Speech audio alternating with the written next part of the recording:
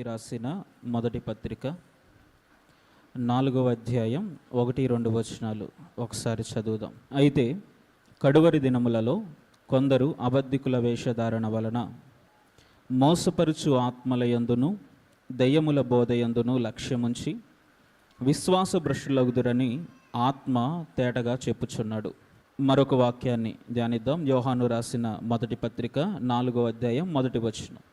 ప్రియులరా, అనేకులైన అబద్ధ ప్రవక్తలు లోకములోనికి బయలువెళ్ళి ఉన్నారు గనక ప్రతి ఆత్మను నమ్మక ఆయా ఆత్మలు దేవుని సంబంధమైనవో కావో పరీక్షించుడి. గడిచిన కొన్ని వారాల నుండి సంఘములో దేవుడు అపవాది సంబంధిత ఆత్మల గురించినటువంటి వివరణ మనకిస్తూ ఉన్నాడు.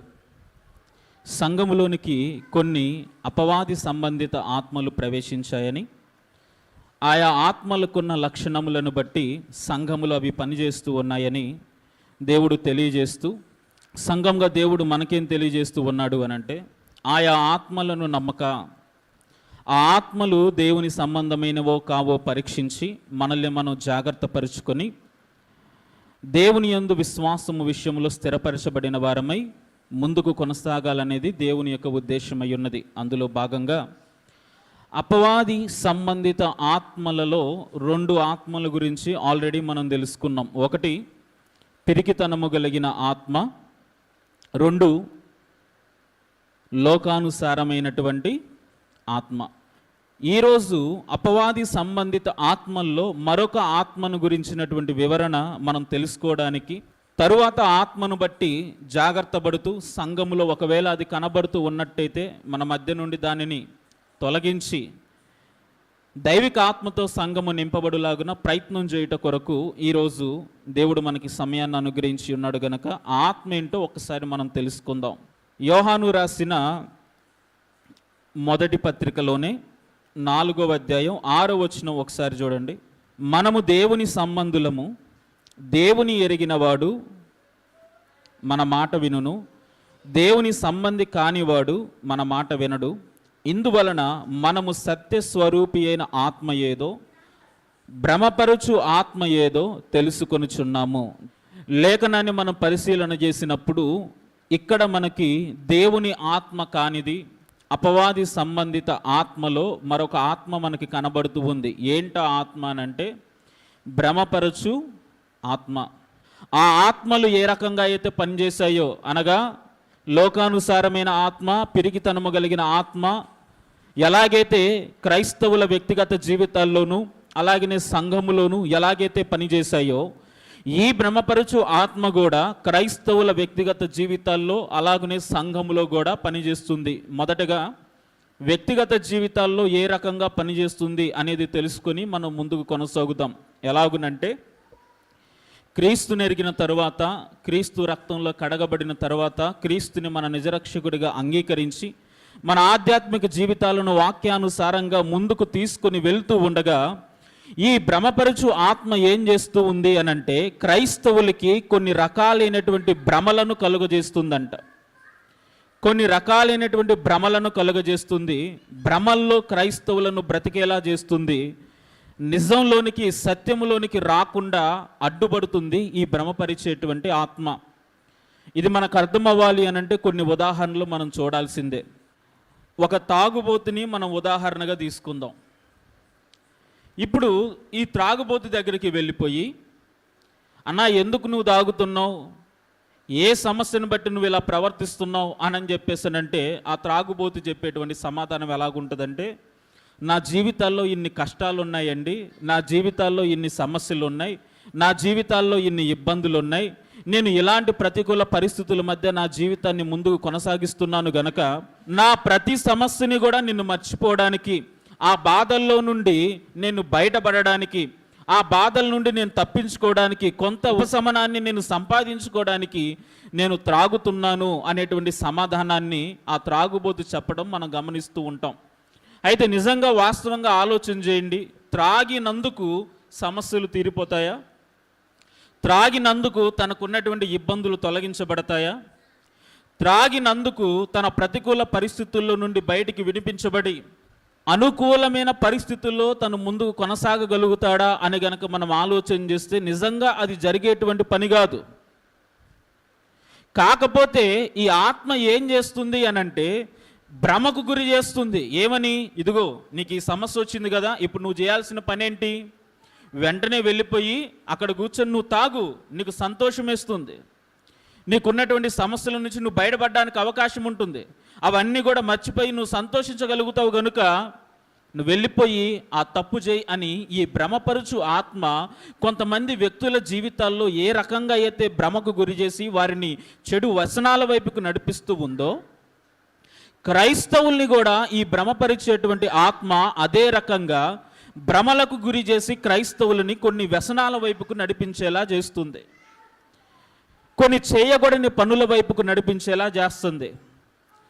చేస్తూ వీరికి ఎలాంటి ఆలోచనలు ఇచ్చిద్దంటే, నువ్వు చేసే పని తప్పు కాదు, నువ్వు చేసేటువంటి పని చెడ్డది కాదు, నువ్వు చేసేటువంటి పని వాక్యానుసారమైనదే, నువ్వు చేసేటువంటి పని ఆమోదించదగినదే అనేటువంటి భ్రమకు గురి చేసి రక్షించబడి మారు మనసు పొంది పాప క్షమాపణ నిమిత్తం బాప్తిసం తీసుకున్న తరువాత కూడా నీతి జీవితాన్ని జీవించాలి అనేటువంటి ఉద్దేశంలో నడిపించబడుతున్నటువంటి ఒక క్రైస్తవుని యొక్క జీవితాన్ని మరలా లోకం వైపుకి పాపం వైపుకి మళ్లించేటువంటి ప్రయత్నం చేస్తుంది ఈ భ్రమపరిచేటువంటి ఆత్మ.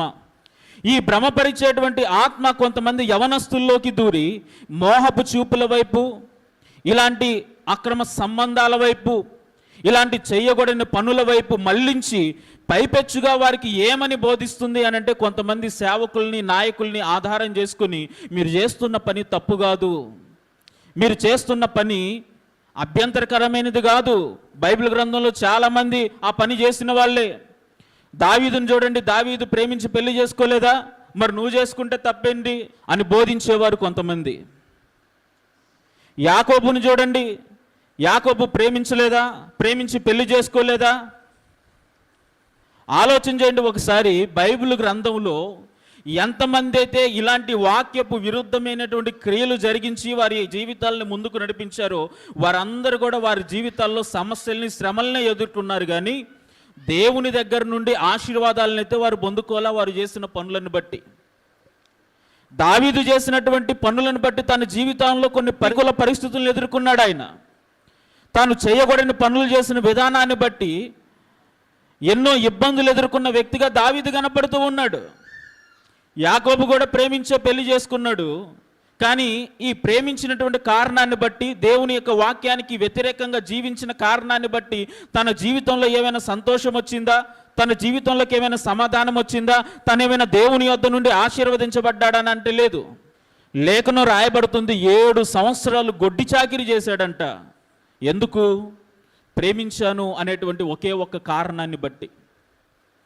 తను ప్రేమించిన కారణాన్ని బట్టి 7 సంవత్సరాలు చాకిరీ చేసి తర్వాత ఏం సంపాదించుకున్నాడు అని అంటే, ప్రేమించిన వ్యక్తి కాకుండా మరొక వ్యక్తితో వివాహము జరిగించుకొని మరలా మరొక 7 సంవత్సరాలు కొలువు చేసి, మరొక 7 సంవత్సరాలు కష్టపడి శ్రమను అనుభవించి ఇబ్బందులు ఎదుర్కొని తరువాత తను కావాలనుకున్న దాన్ని సంపాదించుకున్న తరువాత కూడా తన జీవితంలో కావాల్సినటువంటి సంతోషాన్ని అనుభవించాడా అని అంటే లేదు.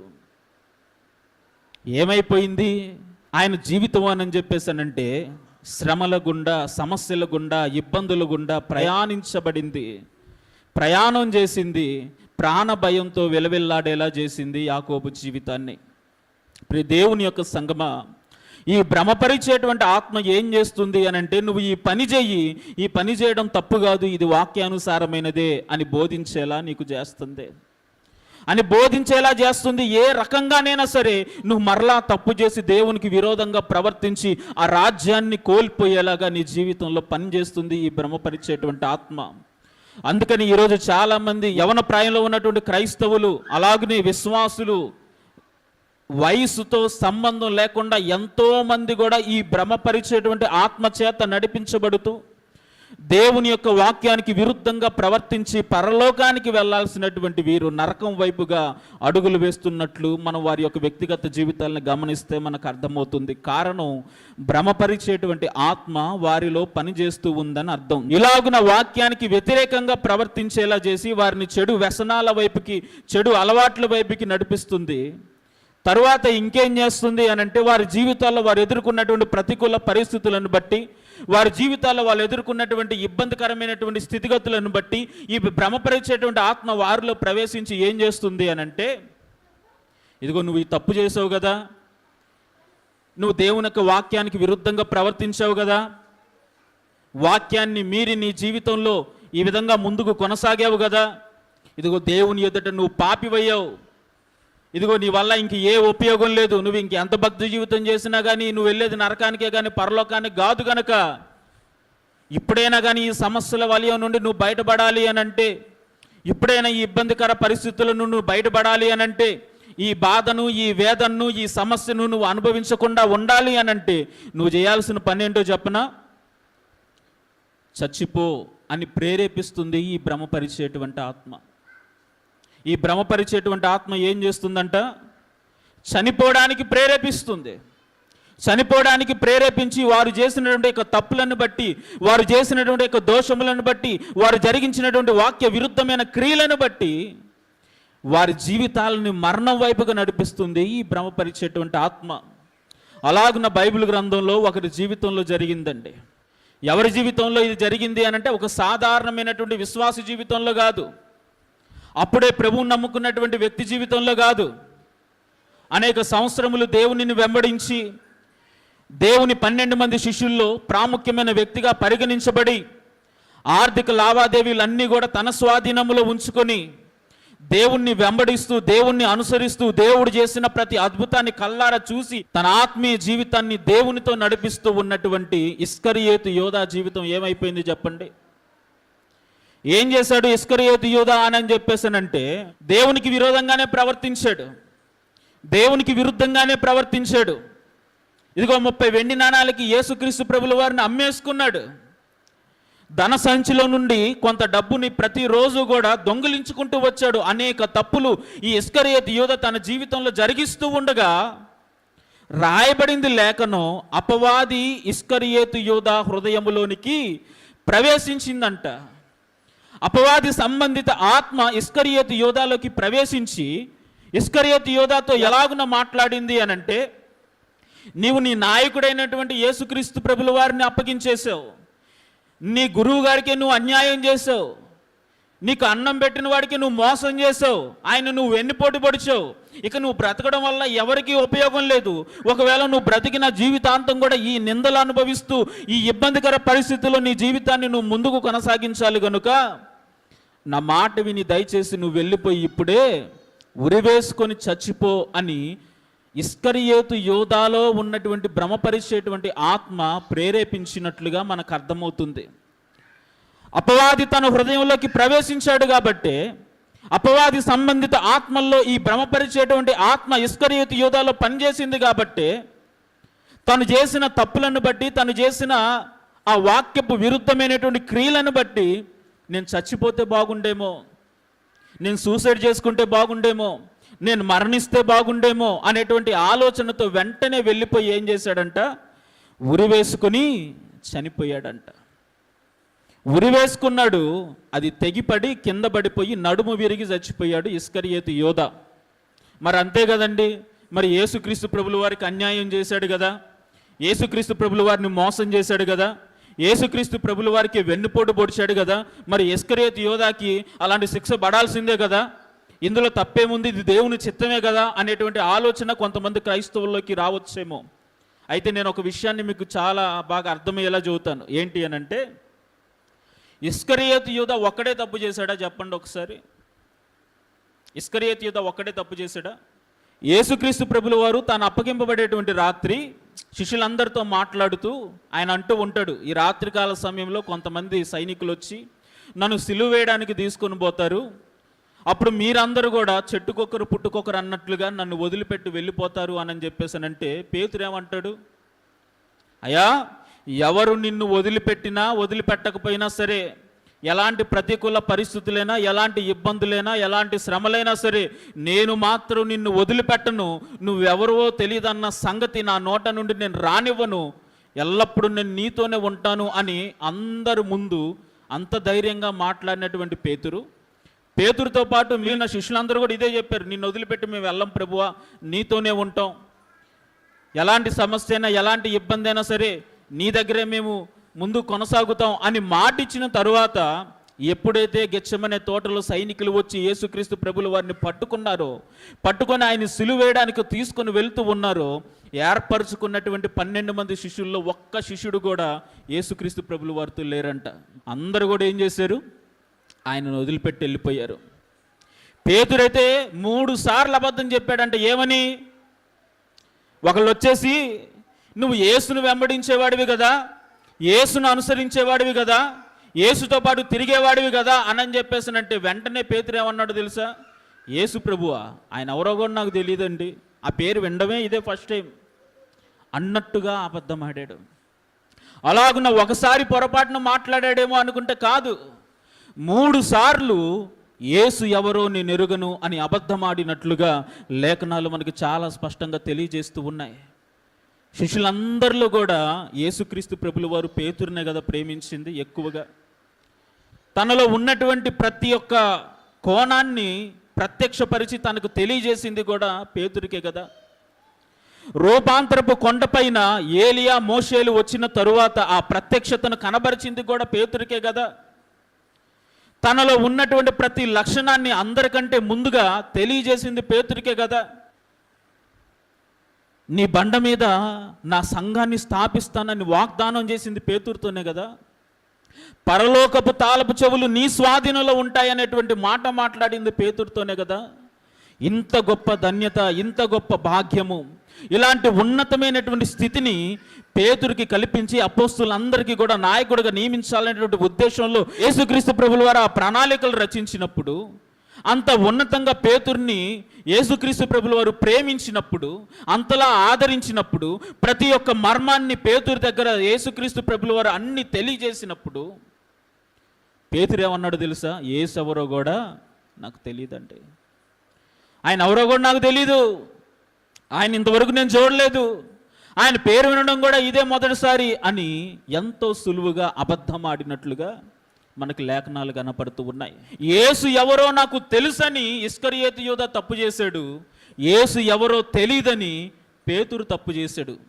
ఈ ఇద్దరు తప్పు చేసినట్లుగా మనకి లేఖనాలు సెలవిస్తూ ఉన్నాయి. అయితే పేతురు కూడా అనుకోవాలి కదా, అరే ఇన్ని రోజులు యేసుక్రీస్తు ప్రభుల వారితో తిరిగి, యేసుక్రీస్తు ప్రభుల వారిని వెంబడించి, యేసుక్రీస్తు ప్రభుల వారిని అనుసరించి, ఆయన పెట్టింది తిని, ఆయన అద్భుతాలు చూసి, ఆయన నాకు ఇంత విలువనిస్తే ఆయన ఎవరో కూడా నేను తెలియదన్నానే, ఎందుకు నాకు ఈ బ్రతుకు అని చెప్పేసినని ఇస్కరియోతు యోధా వల్లే పేతురు కూడా ఉరివేసుకొని చచ్చిపోదామని అనుకున్నాడా? అనుకోలా. ఎందుకు అనుకోలేదు అనంటే పేతురులో భ్రమపరిచేటువంటి ఆత్మ పనిచేయలేదు కాబట్టి. హల్లెలూయా. పేతురులో భ్రమపరిచేటువంటి ఆత్మ లేదు, దేవుని యొక్క ఆత్మ ఉంది. కానీ ఇస్కరియోతు యోధాలో మాత్రం భ్రమపరిచేటువంటి ఆత్మ ప్రవేశించింది. నువ్వు చేసినటువంటి తప్పుకి సరైన శిక్ష మరణమే, వెళ్ళిపో, ఇక నువ్వు ఎంతకాలం బ్రతికినా కానీ నీ మీద మోపినటువంటి ఆ యొక్క మచ్చ తొలగిపోదు, నీ వల్ల ఎవరికి ఉపయోగం లేదు. ఎందుకు ఈ బ్రతుకు? నీ సొంత నాయకుడిని నువ్వు మోసం చేసావు, నిన్ను అన్నం పెట్టి ఆదరించినోడికే వెన్నుపోటు పొడిచావు గనుక నువ్వు బ్రతికి ఎటువంటి ఉపయోగం లేదు గనుక వెళ్ళిపోయి మరణించు అన్నట్లుగా అపవాది తనలో ఉండి మాట్లాడినట్లు మనకి లేఖనాలు సెలవిస్తూ ఉన్నాయి. ఆ భ్రమపరిచేటువంటి ఆత్మ ఇస్కరియోతు యోధాని ఆ రకంగా ప్రేరేపించింది కనుకనే ఈ ఇస్కరియోతు యూదా వెళ్ళిపోయి ఉరిపోసుకొని చచ్చిపోయినట్లుగా మనకి లేఖనాలు సెలవిస్తూ ఉన్నాయండి. ఈరోజు అలాగున భ్రమపరిచేటువంటి ఆత్మ ఎంతమంది క్రైస్తవుల్లో పనిచేయడం లేదు చెప్పండి? ఎంతమంది క్రైస్తవుల్లో పనిచేయడం లేదు? ఇదిగో నువ్వు ఎలాంటి తప్పు చేసావు, ఇదిగో నువ్వు ఎలాగున వాక్య విరుద్ధంగా ప్రవర్తించావు, ఇదిగో నువ్వు ఎలాగున దేవుని నువ్వు మోసం చేసావు అని నీకు తెలియకుండానే భ్రమపరిచేటువంటి ఆత్మ నీలో పనిచేస్తూ ఎంతోమంది క్రైస్తవులని మరణం వైపుగా నడిపించడానికి ఈ ఆత్మ బలంగా పనిచేస్తున్నట్లు మనకి లేఖనాలు సెలవిస్తూ ఉన్నాయి. ఈ భ్రమపరిచేటువంటి ఆత్మ పనిచేస్తూ ఉంది కాబట్టి ఈ రోజుకి చాలామంది క్రైస్తవులు ఆత్మహత్యలు చేసుకొని చచ్చిపోతూ ఉన్నారండి. ఏమండి, నేను ఈ భక్తి జీవితాన్ని జీవిస్తూ ఉన్నాను కదా, నేను ప్రార్థనలకు వెళ్తున్నాను కదా, ప్రభువుని ఆరాధిస్తూ ఉన్నాను కదా, దశంభాగాలు, ప్రేమపూర్వక కానుకలు ఇలాంటి ఏవైతే ఉన్నాయో అవన్నీ కూడా నేను తీరుస్తున్నాను కదా, పరిచర్య చేస్తూ ఉన్నాను కదా, సంఘాన్ని అంటిపెట్టుకుని ఉంటున్నాను కదా, అయినా సరే నా జీవితంలో ఎందుకు ఈ సమస్యలు, అయినా సరే ఎందుకు నా జీవితంలో ఈ శ్రమలు, అయినా సరే ఎందుకు నేను ఇబ్బందికర పరిస్థితుల్లో ముందుకెళ్తూ ఉన్నాను అంటే దేవుడు నాతో లేడా, మరి దేవుడే నాతో లేకపోతే ఇంకా నాకు ఈ జీవితం ఎందుకు అన్నట్లుగా కొంతమంది ఆలోచన చేసి వారి జీవితాలని మరణం వైపుకు నడిపిస్తున్నటువంటి పరిస్థితులను ఈరోజు మనం క్రైస్తవ సమాజంలో మనం చూడగలుగుతూ ఉన్నాము అని అంటే దానికి కారణం వారిలో భ్రమపరుచు ఆత్మ పనిచేస్తూ ఉందని అర్థం. ఈ భ్రమపరిచేటువంటి ఆత్మ ఏం చేస్తూ ఉంది అని అంటే ఎంతోమంది క్రైస్తవులను వ్యసనాల వైపుకు మళ్ళిస్తుంది. ఇదిగో నువ్వు ఆ తప్పు చేయి, ఆ పాపం చేయి, ఆ వాక్యానికి విరుద్ధంగా ప్రవర్తించు, నీకేమీ కాదు, నీకు సంతోషం ఉంటుంది, సమాధానం ఉంటుంది, నీ మనసుకి నెమ్మది ఉంటుంది, కనుక నువ్వు ఆ తప్పు చేయని చెప్పేసని ఈ భ్రమపరచు ఆత్మ వారిని ముందుకు నడిపిస్తూ ఉంది. ఆ తప్పులను చేసిన తర్వాత మరలా ఈ భ్రమపరచు ఆత్మ ఏం చేస్తుందంటే నువ్వు చేసిన తప్పులకి ఇంకా క్షమాపణ లేదు, నువ్వు చేసిన తప్పులకి ఇంకా దేవుడు నిన్ను క్షమించడు, కనుక నువ్వు బ్రతుకుండి వేస్ట్, వెళ్ళిపోయి మరణించు అన్నట్లుగా ఈ భ్రమపరిచేటువంటి ఆత్మ ఎంతోమంది క్రైస్తవుల జీవితాలని మరణం వైపుకు నడిపిస్తున్నట్లుగా మనకు అర్థమవుతూ ఉంది. ఉందా ఇక్కడ కూర్చున్న వారిలో ఎవరిలోనైనా సరే ఇలాంటి భ్రమపరిచేటువంటి ఆత్మ వ్యసనాల వైపుగా మళ్ళించుతున్నటువంటి ఈ ఆత్మ ఎవరిలో అయినా పనిచేస్తుందా? ఇదిగో ఆ సినిమా చూస్తే 2 గంటలు సంతోషంగా ఉండొచ్చు మనం, ఆ సీరియల్ చూస్తే కొంచెం 30 నిమిషాలైనా కానీ నెమ్మది పొందుకోవచ్చు మనం. ఇదిగో ఈ సమస్యలు, ఈ ఇబ్బందులు ఇవన్నీ దేనికి, ఇదిగో పలానా లోకస్తులతో ముచ్చటిస్తే బాగుండు, వారితో మాట్లాడితే బాగుండు, కొంచెం సంతోషం కలిగిద్ది అనేటువంటి భ్రమలో మీరు ఉన్నారేమో. భ్రమపరిచేటువంటి ఆత్మ మీలో పనిచేస్తుందని అర్థం చేసుకోండి. వాక్యానికి విరుద్ధంగా మీరు ప్రవర్తిస్తున్నారు అని అంటే, వాక్యము దేన్నైతే ఖండిస్తుందో దానిని ఆచరించడానికి, అనుసరించడానికి మీరు ప్రయత్నాలు చేస్తూ ఉన్నారంటే దాని అర్థం భ్రమపరిచేటువంటి ఆత్మ మనలో పనిచేస్తూ ఉందని అర్థం. కనుక ఈ క్రైస్తవుల వ్యక్తిగత జీవితాల్లో పనిచేస్తున్నటువంటి యొక్క భ్రమపరిచేటువంటి ఆత్మని కనిపెట్టి మరలా దాని నుండి విడిపించబడి దేవుని యొక్క ఆత్మతో నింపబడడానికి ప్రయత్నం చేయండి. దేవుడు సహాయం చేస్తాడు ఖచ్చితంగా. ఏ క్రైస్తవుల్లోనూ ఈ భ్రమపరిచేటువంటి ఆత్మ ఉండడానికి వీల్లేదు. దేవునికి స్తోత్రం, హల్లెలూయా. ఇది ఈ భ్రమపరిచేటువంటి ఆత్మ క్రైస్తవుల వ్యక్తిగత జీవితాల్లో పనిచేసేటువంటి విధానం. రెండవది మనం ఆలోచన చేసినట్లయితే ఇదే భ్రమపరిచేటువంటి ఆత్మ సంఘములో పనిచేస్తుంది. వ్యక్తిగత జీవితాల్లో పనిచేసేటువంటి కోణం వేరే విధంగా ఉంటుంది. ఇప్పుడు వరకు మనం ఆలోచన చేసిన రీతిగా సంఘంలో పనిచేసేటువంటి విధానం వేరే విధంగా ఉంటుంది. ఏ రకంగా అని చెప్పేసి కనుక మనం ఆలోచన చేసినట్లయితే ఈ సంఘములో ఉండి ఈ భ్రమపరిచేటువంటి ఆత్మ క్రైస్తవుల యొక్క విశ్వాసాలను, దేవుడి మీద నిలపాల్సిన ఈ వ్యక్తిగత జీవితాలను వస్తువుల వైపుకి, వ్యక్తుల మీదకి, లేకపోతే ఆయా ప్రాంతాల మీదకి, వాటి మీదకి, వీటి మీదకి మళ్ళేలా చేస్తుంది. ఇప్పుడు క్రైస్తవుని యొక్క వ్యక్తిగత జీవితాలను మనం ఆధారం చేసుకొని మాట్లాడితే సంఘములో మన అందరికీ ఉన్న ఆలోచన ఏంటి? మనకి ఒక సమస్య వచ్చింది, ఒక చిన్న రోగం వచ్చింది అనుకుందాం, చిన్న అనారోగ్య పరిస్థితి వచ్చింది. క్రైస్తవుల యొక్క విశ్వాసాలు ఏంటి? అందరం ఏమంటాం? మనకు అనారోగ్య పరిస్థితి వచ్చింది, మీరు నా దగ్గరకు వచ్చి చెప్పే మాట ఏంటి చెప్పండి ఒకసారి. అన్నా నాకు ఈ సమస్య వచ్చింది, ఈ అనారోగ్య సమస్య వచ్చింది, ప్రార్థన చేయి, ప్రార్థన చేస్తే దేవుడు ఖచ్చితంగా సహాయం చేస్తాడు. ఇది వాక్యానుసారమైంది, నిజమే. ప్రార్థన చేస్తే మన జీవితాల్లో మనం ఎదుర్కొంటున్నటువంటి అనారోగ్య సమస్యల నుంచి మనం విడిపించబడడానికి అవకాశం ఉంటుంది. ఇది క్రైస్తవుల విశ్వాసం. దేవుడు ఆ వాక్యం మీదే క్రైస్తవుల జీవితాలను కట్టాడు, సంఘాన్ని కట్టాడు. ఏ సమస్య వచ్చినా, ఎలాంటి ఇబ్బంది అయినా, ఎలాంటి అనారోగ్య పరిస్థితి అయినా, ఎంత పెద్ద రోగమైనా సరే దేవునికి ప్రార్థన చేయగా, ఆయన మీద విశ్వాసం ఉంచి ఆయనను వేడుకొనగా దేవుడు మన జీవితాల్లో కార్యం చేసి మన జీవితాల్లో మనం ఎదుర్కొన్నటువంటి అనారోగ్య పరిస్థితుల నుండి, రోగముల నుండి మనం విడిపించి మనకి స్వస్థతను అనుగ్రహించేటువంటి దేవుడు మన దేవుడు. కానీ ఈరోజు చాలామంది క్రైస్తవుల యొక్క వ్యక్తిగత జీవితాలని ఆలోచన చేసినట్లయితే, ఈరోజు చాలామంది సంఘాల్లో ఉన్నటువంటి విధానాలు చూసినట్లయితే, వాళ్ళకి ఏదైనా రోగం వచ్చిందనుకోండి, పాస్టర్ గారి దగ్గరికి వెళ్ళిపోయి, పాస్టర్ గారు మరి నాకు రోగం వచ్చింది ప్రార్థన చేయండి అని అడగరు. వీళ్ళు ఏం చేస్తారు అని అంటే చర్చి బయటికి వెళ్ళిపోయి నూనె బాటిల్స్ అమ్ముతారు. ఐడియా ఉందా మీకు? నూనె బాటిల్ ఏంటండి, నూనె బాటిల్లో ఉన్నటువంటి నూనె రాసుకుంటే మాకు స్వస్థత కలుగుద్ది అనేటువంటి ఆలోచన చేస్తూ ఉన్నారు. ఎందుకని? విశ్వాసం ఏంటి? క్రైస్తవుని యొక్క విశ్వాసం ఏంటి? ఎలాంటి సమస్య అయినా కానీ దేవునికి ప్రార్థన చేస్తే తగ్గిపోతుంది. కానీ ఇప్పుడు ఆ విశ్వాసాన్ని ఈ భ్రమపరిచేటువంటి ఆత్మ ఏం చేసిందంటే ప్రార్థన వైపుకి కాకుండా నూనె బాటిల్స్ వైపుకి మళ్ళించింది.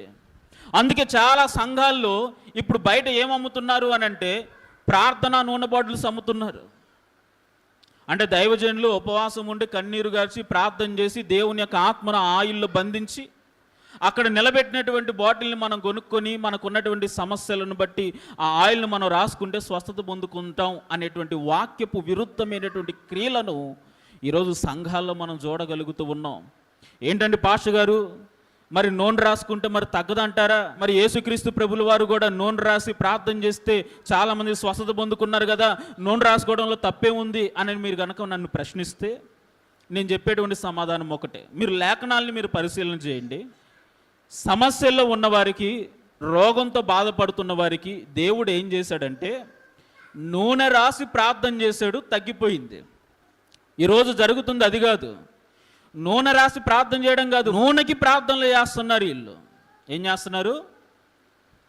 నూనెలకి ప్రార్థనలు చేస్తున్నారు. ఆ నూనె బాటిల్ తీసుకుంటే మనకి తగ్గిపోయిద్దేమో అనేటువంటి భావన. నూనెకి ప్రార్థన చేస్తే దాంట్లో ఏదో శక్తి ఉన్నట్టు దానిని తీసుకొని ఎక్కడైతే సమస్య ఉందో అక్కడ రాసుకుంటే తగ్గిపోయిద్ది అనేటువంటి భ్రమను అపవాది తన భ్రమపరిచేటువంటి ఆత్మచేత సంఘంలో కలుగు చేస్తూ ఉన్నాడు. అందుకే ఈరోజు చాలా సంఘాల్లో ఇదొక వ్యాపారం అయిపోయింది. చైనా నుంచి 10 రూపాయలకి 15 రూపాయలకి దొరికేటువంటి నూనె బాటిల్స్ని తీసుకొని వచ్చి వాటి మీద వాళ్ళ మినిస్ట్రీ యొక్క కవర్ లేపించుకొని ఆ బాటిల్స్ని 50 రూపాయలకి 60 రూపాయలకి 100 రూపాయలకి అమ్ముకునేటువంటి దౌర్భాగ్యపు స్థితిలో ఈరోజు సంఘం నిలబడింది. చిన్న సమస్య అయితే 50 రూపాయల బాటిల్ కొనుక్కోండి, పెద్ద సమస్య అయితే 100 రూపాయల బాటిల్ లేదంటారా? ఈరోజు చిన్న సమస్య అయితే 50 రూపాయల బాటిల్ అంట, పెద్ద సమస్య అయితే 100 రూపాయల బాటిల్ అంట. ఎలాగున సంఘం దిగజారిపోయిందో చూడండి. కారణం భ్రమపరిచేటువంటి ఆత్మ సంఘములో పనిచేస్తుంది. ప్రార్థన మీద ఉండాల్సినటువంటి విశ్వాసాన్ని, దేవుడి మీద ఉండాల్సినటువంటి విశ్వాసాన్ని నూనె బాటిల్స్ వైపుగా మళ్లించింది. దేవుడి మీద నిలపాల్సినటువంటి విశ్వాసాన్ని నూనె బాటిల్స్ మీద నిలిపి వాక్యానికి విరుద్ధంగా ప్రవర్తించేలా చేసి మన ఆధ్యాత్మిక జీవితాలని వాక్యము నుండి బయటికి లాగడానికి ఈ ఆత్మ పనిచేస్తూ ఉన్నట్లుగా మనకు అర్థమవుతూ ఉంది. భ్రమపరుసు ఆత్మ సంఘములో ఈ రకంగా పనిచేస్తుంది. ఇంకొక రకంగా ఎలాగో పనిచేస్తుందంటే, ఇక్కడ మనం అందరం కూడా దేవుని యొక్క ఆత్మశక్తితో నింపబడాలి అని అంటే మనం ఏం చేస్తాం? ప్రార్థన చేస్తూ, ప్రభువుని స్తుతిస్తూ, ప్రభువుని ఘనపరుస్తూ, దేవుని యొక్క ఆత్మ సహాయం కొరకు ప్రార్థనలో కనిపెడుతూ దేవునిని వేడుకుంటూ ఉంటాం. ప్రభువా నీ ఆత్మ శక్తిని నాకు అనుగ్రహించి, నీ ఆత్మ నింపుదల నాకు అనుగ్రహించు అని చెప్పేసి ప్రార్థనలు చేస్తాం. ప్రభువుని వేడుకుంటాం, ప్రభువును స్తుతిస్తూ మనం ముందుకు కొనసాగుతాం. ఎప్పుడు దేవుని యొక్క ఆత్మతో మనం నింపబడాలి అని అంటే, దేవుని యొక్క ఆత్మతో నింపబడాలంటే ఇంకా వాక్యాన్ని ఎక్కువగా ధ్యానిస్తూ ఉంటాం. ఆ వాక్యాన్ని మనం ధ్యానిస్తున్న కొద్దీ, ప్రార్థిస్తున్న కొద్దీ, దేవుణ్ణి స్తుతిస్తున్న కొద్దీ దేవుని యొక్క ఆత్మ కార్యాలు మన జీవితాల్లో జరగడం మనం చూస్తూ ఉన్నాం. ఆత్మశక్తితో మనం నింపబడుతూ ఉన్నాం.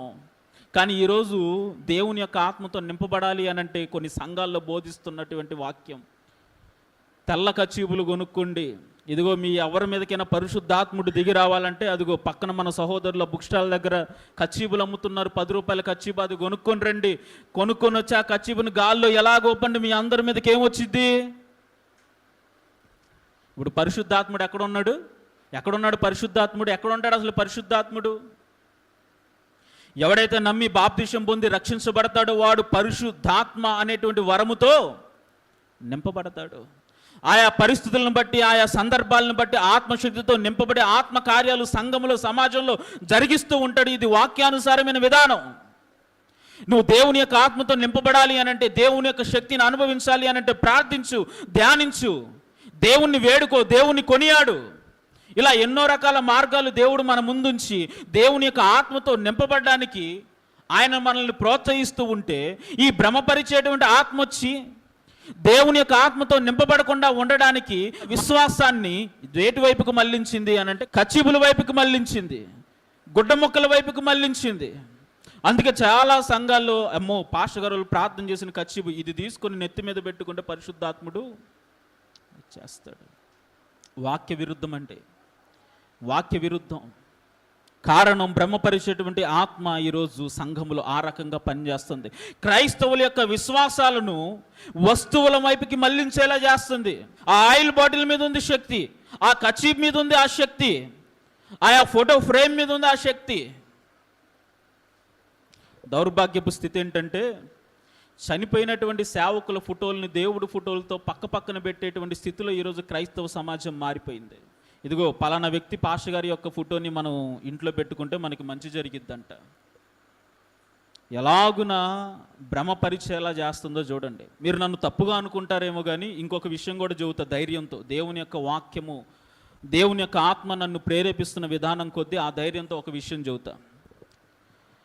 ఈరోజు చాలామంది క్రైస్తవులు సమాధుల మీద ఉండేటువంటి మట్టి తింటే స్వస్థత కలిగిద్దని చెప్పేసి భ్రమపడుతున్నారు తెలుసా. కాకాని తోటకి వెళ్ళిపోయి దేవదాసయ్య గారి సమాధి మీద ఉన్నటువంటి మట్టిని తింటే మంచిదండి, పిల్లలు పుడతారనేటువంటి భావనలో ఈరోజు క్రైస్తవ సమాజం ఉంది. గుణదలెళ్ళి గుండు కొట్టించుకుంటే మంచి జరిగిద్ది అనేటువంటి భావన క్రైస్తవుల్లో ఉంది. నాగపట్నం వెళ్ళి మొక్కుకుంటే పిల్లలు పుడతారనేటువంటి భావన క్రైస్తవుల్లో ఉంది.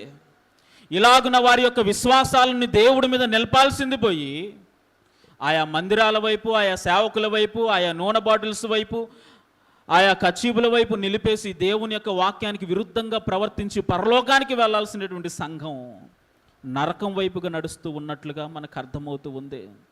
భ్రమపరిచేటువంటి ఆత్మ ఏం చేస్తుంది అని అంటే మన విశ్వాసాలను దేవుని వైపు నుండి మళ్ళించి వస్తువుల వైపు, వ్యక్తుల వైపు మళ్ళేలా చేస్తుంది. భ్రమపరిచేటువంటి ఆత్మ చేసేటువంటి పనిది. మనం ఏమనుకుంటా ఉంటే నిజంగా దాంట్లో ఏదైనా మహిమ ఉందేమో, నిజంగా దాంట్లో ఏమైనా శక్తి ఉందేమో, నిజంగా దానివల్ల మనకి ఏదైనా ఉపయోగం ఉందేమో అనేటువంటి భావనలో ఉంటాం. ఆ భావన నిజంగా దేవుని యొక్క ఆత్మ ద్వారా వచ్చింది కాదు, కానీ భ్రమపరిచేటువంటి ఆత్మ వలన మనకు కలుగుతూ ఉన్నట్లుగా మనకు లేఖనాలు చాలా స్పష్టంగా తెలియపరచబడుతూ ఉన్నాయి. అందుకని నేటికి చాలామంది క్రైస్తవులు దేవుడి మీద నిలపాల్సినటువంటి విశ్వాసాన్ని ఇలాగ వస్తువుల వైపు, వ్యక్తుల వైపు నిలుపుతూ ఉన్నట్లుగా మనకు అర్థమవుతూ ఉంది. భ్రమపరిచేటువంటి ఆత్మ చేస్తూ ఉన్నటువంటి పని ఇది. ఇంకా ఈ భ్రమపరిచేటువంటి ఆత్మ సంఘములో ఏ రకంగా పనిచేస్తుంది అని అంటే ఆత్మ కార్యాలు ఏ రకంగా అయితే ఉన్నాయో అలాగునే ఇది కూడా కొంతమంది వ్యక్తుల్ని ప్రేరేపించి అలాగూ చేసేలా చేస్తుంది. ఇప్పుడు దేవుని యొక్క ఆత్మశక్తితో నింపబడిన వారు బలంగా ఆరాధిస్తూ, భాషలు మాట్లాడుతూ, భాషలకు అర్థాలు చెబుతూ, ప్రవచిస్తూ, ఆయా ఆత్మ వరాలను బట్టి ఆత్మ కార్యాలు సంఘంలో జరిగిస్తుంటే వాటికి జిరాక్స్ తీసుకొని వస్తుంది ఈ భ్రమపరిచేటువంటి ఆత్మ.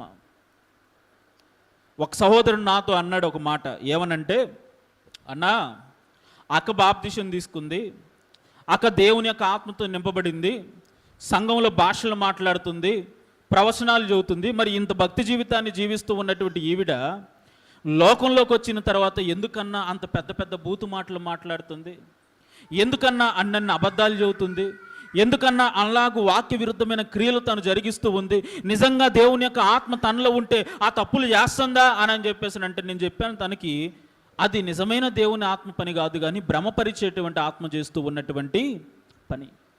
ఈ భ్రమపరిచేటువంటి ఆత్మ ఇంకా ఏం చేస్తుంది అని అంటే ఆత్మ ఏ రకంగా అయితే పని చేస్తుందో అలాగునే పని చేసేలాగా ప్రేరేపిస్తుంది. మనం అనుకుంటాం దేవుని యొక్క ఆత్మశక్తి, దేవుని యొక్క ఆత్మ నడిపింపని కాదది. భ్రమపరిచేటువంటి ఆత్మ, దేవుని యొక్క ఆత్మతో నింపబడిన వాడు కేవలం భాషలు మాత్రమే మాట్లాడు, కేవలం ప్రవచనాలు మాత్రమే చెప్పడు, ఇంకా ఆశ్చర్యమైన కార్యాలు మరెన్నో దేవుని యొక్క శక్తి ద్వారా జరిగించడానికి అవకాశం ఉంది. అలాగని చెప్పేసి నీ దేవుని యొక్క ఆత్మతో నింపబడిన ప్రతి ఒక్కరు భాషలు మాట్లాడేవారా అనంటే కాదు, ప్రతి ఒక్కరు స్వస్థతలు చేసేవారనంటే కాదు, ప్రతి ఒక్కరు వాక్యాన్ని బోధించేవారంటే కాదు, ఆయా వ్యక్తిగత జీవితాలను బట్టి దేవుని యొక్క ఆమోదం చొప్పున వారికి ఇచ్చిన వరములను బట్టి, ఆయా పరిస్థితులను బట్టి దేవుడు వారిని బట్టి కొన్ని కార్యాలు తన ద్వారా జరిగించుకుంటాడే కానీ ప్రతి ఆత్మ దేవుని సంబంధమైనది కాదు, ప్రతి క్రైస్తవుడు దేవుని యొక్క ఆత్మతో నింపబడిన వాడు కాదు. అందుకే లేఖనం సెలవిస్తుంది, ఆయా ఆత్మలు దేవుని సంబంధమైనవో కావో పరీక్షించండి ఫస్ట్. మనం అనుకుంటాం దేవుని ఆత్మ అండి, దేవుని యొక్క ఆత్మ లేకపోతే అంతమంది వెళ్తారండి ఆ చర్చికి. మరి ఏ ఆత్మ ఉందని చెప్పేసి తిరుపతికి అన్ని కోట్ల మంది వెళ్తున్నారు ప్రతి ఏటా, చెప్పండి మరి ఏది గొప్పదంటారు? కనుక ప్రియమైన దేవుని యొక్క సంగమా, ఆనందంతో నింపబడ్డానికి ప్రయత్నం చేద్దాం. భ్రమపరిచేటువంటి ఆత్మ సంఘములోకి ప్రవేశించి క్రైస్తవుల యొక్క వ్యక్తిగత జీవితాలని నాశనం వైపుకి నడిపిస్తుంది, సంఘాలని నరకం వైపుకి నడిపిస్తుందంట. కనుక మనలో ఈ భ్రమపరిచేటువంటి ఆత్మ ఏమైనా పని చేస్తుందో లేదో ఒక్కసారి మనల్ని మనం పరిశీలన చేసుకుందాం. ఒకవేళ భ్రమపరిచేటువంటి ఆత్మ వ్యక్తిగతంగా మనలో పనిచేసిన లేదా సంఘంలో పనిచేసిన దానిని బయటికి పారద్రోలి అందరం కూడా దేవుని యొక్క ఆత్మశక్తితో నింపబడదాం. అట్టి కృప, అట్టి ఆత్మ నడిపింపు దేవుడు మనందరికీ అనుగ్రహించునుగాక. తలలు వంచండి, ప్రార్థన చేసుకుందాం.